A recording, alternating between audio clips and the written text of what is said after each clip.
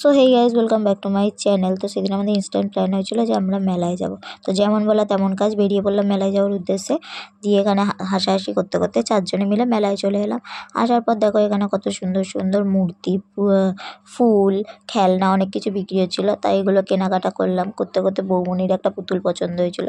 আর তারপরের জিনিসটা, এটা কি তুমি নেবে? দেখো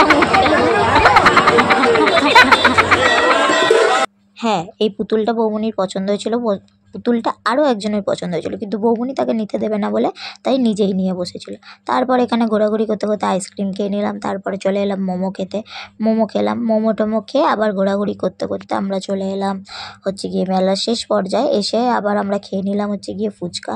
ফুচকা খেয়ে আমরা আবার চলে এলাম বাড়ির দিকে এসে তারপরে আবার জিলাপি খেলাম। কতটা মানুষে খেতে পারে। তাও ভিডিওটা এখানেই শেষ করছি। Tata, by.